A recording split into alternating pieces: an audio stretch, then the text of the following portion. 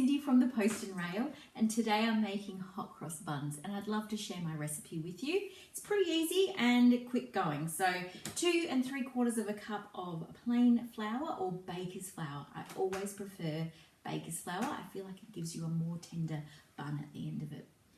So that's in the bowl already, and then I just melted 2 tablespoons of butter into a cup of milk until the butter's melted, and now it feels quite warm, so that's good to go.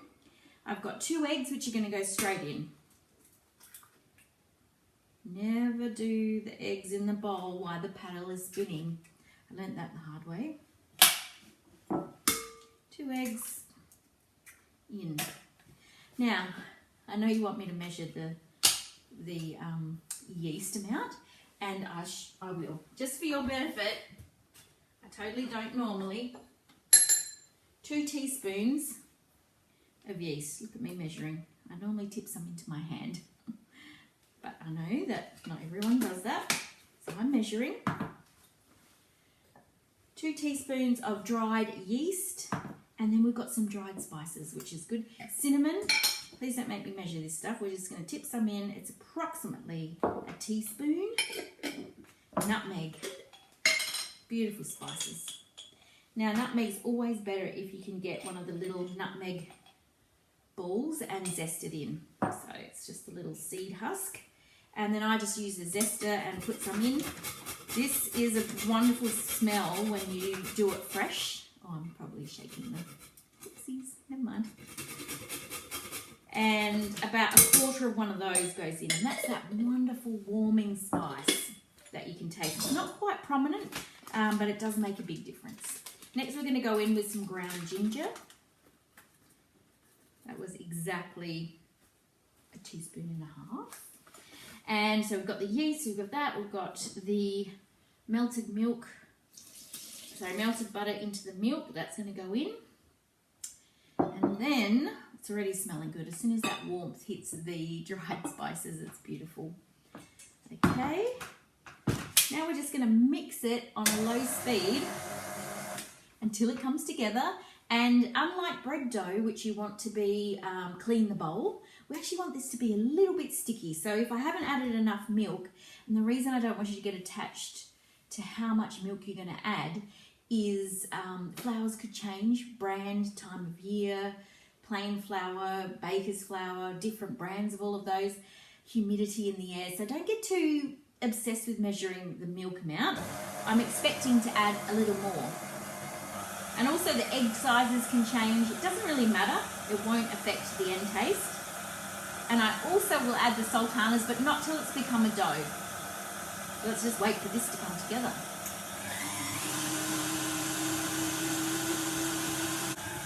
So at the moment I can tell that this is going to be a dough that cleans the bowl, so that means I haven't got enough liquid in here. So I'm just going to add a little bit more milk. And this doesn't need to be heated either, the milk, the second time. A little splash, see what happens. Now we've got to the stage where it cleans the bowl, and then I want it to be sticky at the bottom as well.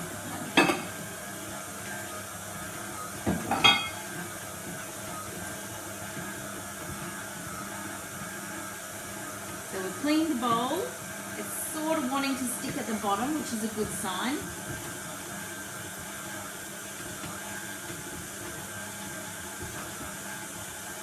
Yes, that's going to be sticky. Excellent. So I'll let that mix now for 5 minutes. We'll come back after 5 minutes. Now, it's been mixing for 5 minutes, and I'm ready to just give the bottom a scrape up, make sure it's all incorporated. Feels very elastic and smooth. Smells amazing. Now we're ready for the sultanas. Now I'm going to put in, I like white sultanas. I'm going to put in, it's a good question. I've never measured. I'm thinking it's going to be 1/2 cup. Don't want to get too caught up in measuring. If you like yours extra salty, this is your chance to make it how you like. I'm just going to get that smooshed in. Alright, maybe on a lower speed so I don't shake the table.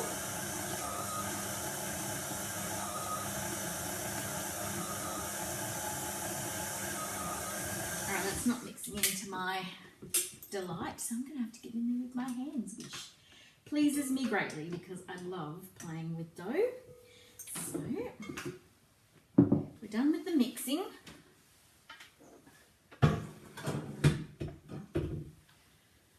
Now we can bring it out on the table and have even more fun. Get all that dough out.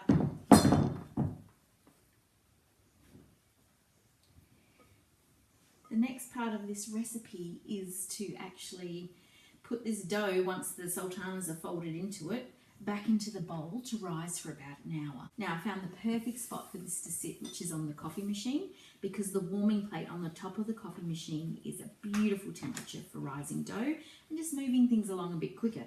But if you don't have a coffee machine with the heating plate at the top, totally fine. You can actually fill up a sink with warm to hot water and sit the bowl in the water, obviously with Glad wrap on top, so it doesn't, no water gets into the bowl, obviously.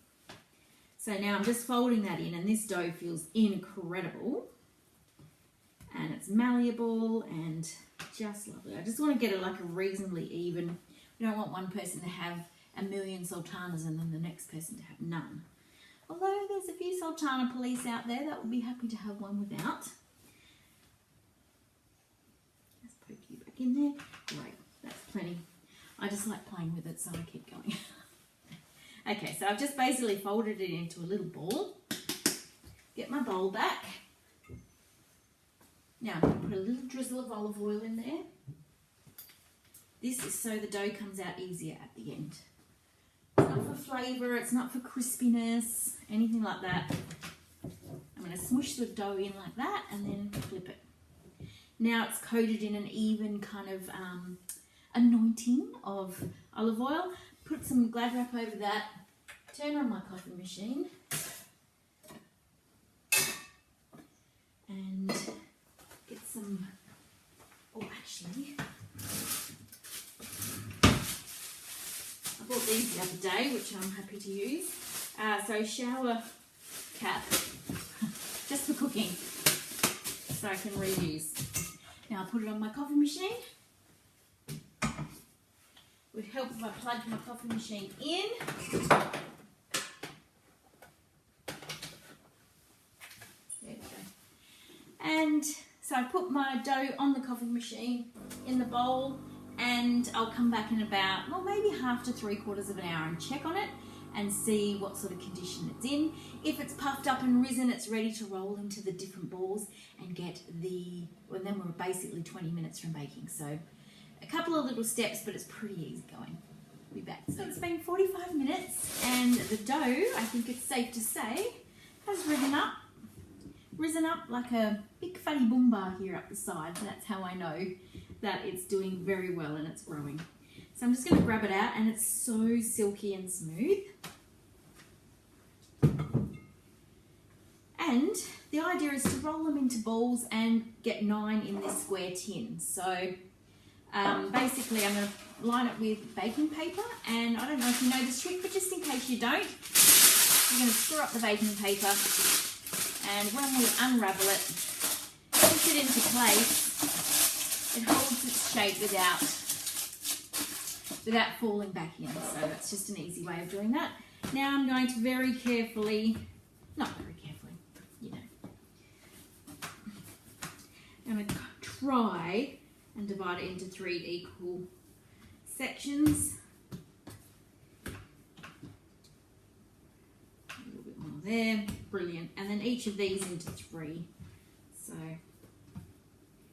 I do love the word rustic, and this is where it applies the most. There we go. And brilliant. Now I like to get 2 in my hand and get some little balls going. Find the nicest side and pop it in. 2 more. If you just hold your hands down, it kind of makes them, and of course you do 2 at once because that's efficient. It's much more fun than 1 at a time. Normally I'm a bit weird with my left hand. I'm definitely a righty. But in this instance, I can do both.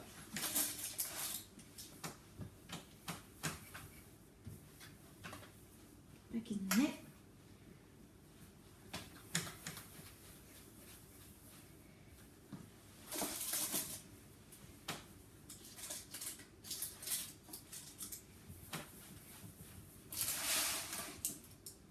There we go. Okay, so that is the 9 perfectly sized, like crazy how spot on those 9ths are. There we go. So we've got 9 ready to go. Now we need to make the crosses that go on part of it, and that is basically a mixture of that same plain flour before and enough water to make kind of a paste, a thick paste. I'm going to show you what I do.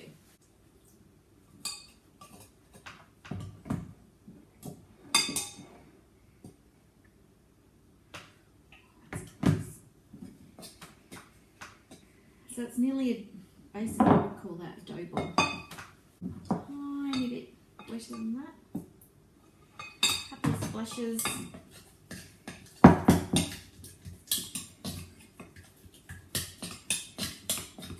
There we go.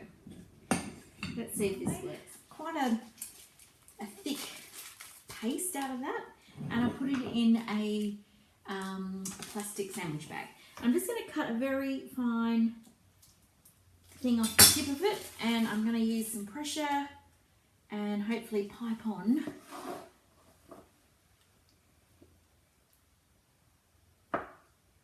Yeah, that's a good amount.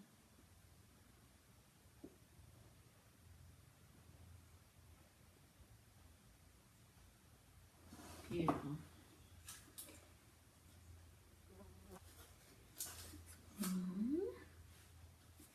So you can see I've got my line just there for the crosses, and that's working really well. Just got to get the air out of that. All right.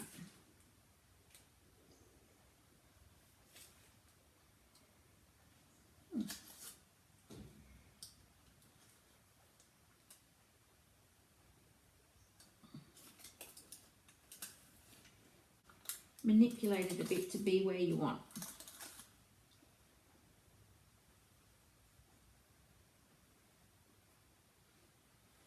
There you go. It's always a way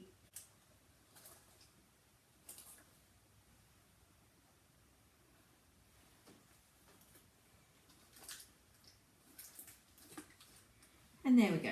Oh good, perfect sort of amount, and they are ready to go. Now what happens is I turn the oven on now to preheat. I always preheat the oven to about 20 degrees more than I need to bake in, and I bake at 180. So this is, the oven's at 200 degrees Celsius. And then these just need another 10 minutes. And I'll put my little shower cap back on so that they don't dry out. So after 10 minutes, these will have risen again and they'll start to have joined together. And then the final rise that they get to do will be in the oven. And then they'll puff up and go golden brown. And then finally, a little brush of apricot jam to finish. And we get to eat them, which is what I'm all about. So I'm going to put that back on the coffee machine to help it rise on my warm resting spot. But if your oven gets warm around when you actually turn your oven on, there's a spot there that is worth exploring as well. So I'll be back when it's ready to bake. Okay, let's have a look after 10 minutes of preheating the oven and resting these gorgeous little hot cross buns ready for baking. You can see that they have, over there, they have joined together and started to rise again, which is exactly what we want. Now the oven's hot enough, I'm gonna pop these in the oven. It's at 200 at the moment, degrees Celsius, and I'm gonna drop it to 180 as soon as I put it in. And in around 15, 16, 17, well, however long it takes, really, because every oven's different, but in around that amount of time, I'll check and they should be ready. So let's do it. Yeah. Bung those buns in the oven. Turn it down slightly, Bob's your uncle. We'll wait and come back. Oh, that smells so good.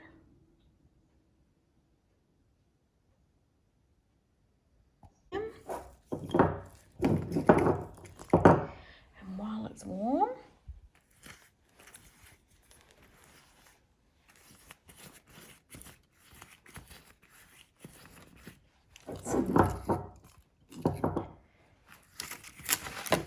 give it a brush down. Oh, that's a gorgeous glaze. Look at that sticky sweet goodness right there.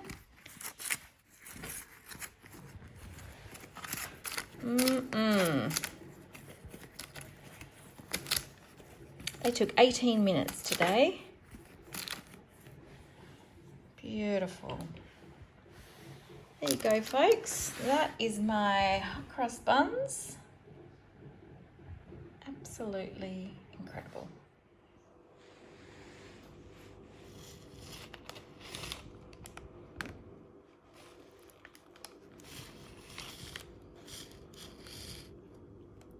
See the steam come out.